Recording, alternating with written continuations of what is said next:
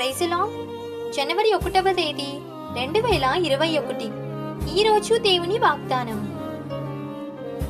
మీరు ఈ లోక మర్యాదను అనుసరింపక ఉత్తమమును అనుకూలమును సంపూర్ణమునయ్యున్న దేవుని చిత్తమేదో పరీక్షించి తెలుసుకొనినట్లు మీ మనస్సు మారి నూతన మగుట వలన రూపాంతరము పొందుడి.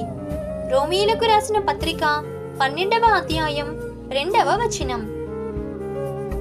దేవుని చిత్తాన్ని తెలుసుకోవాలి అని అందరికీ కోరిక. కానీ దేవుని చిత్తాన్ని తెలుసుకోవాలి అంటే మొదటగా మనసు మారాలి.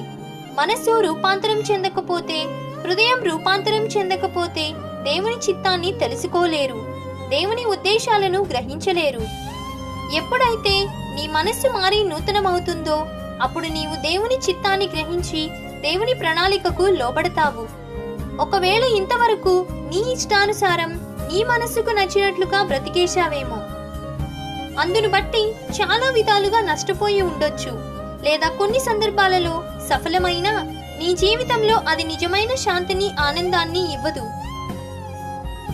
2020వ సంవత్సరం అంతా ఎన్నో బాధలు, ఎన్నో కష్టాలు, ఎన్నో ఇబ్బందులు, ఎన్నో ఒడిదుడుకులు. ఎందరో ప్రముఖులు, ఆస్తిపాస్తులు ఉన్నవారు, అందచందాలు ఉన్నవారు కాలగతులలో కలిసిపోయారు. నీవు 2021వ సంవత్సరంలోకి అడుగు పెడుతున్నావు అంటే అది కేవలం దేవుని ఉచితమైన కృప మాత్రమే. దేవుని కోసం బ్రతకమని, దేవుడు మెచ్చే జీవితం జీవించమని దేవుడు మరి ఒక అవకాశాన్ని ఇస్తున్నాడు. ఈ మాటలు వింటున్న మీరు నూతన సంవత్సరం దేవుని కొరకు తీర్మానం తీసుకొని ఆ తీర్మానాన్ని పాటించేవారిగా ఉండాలని కోరుతూ దేవుని సువార్త పరిచర్యలో మీ సహోదరి.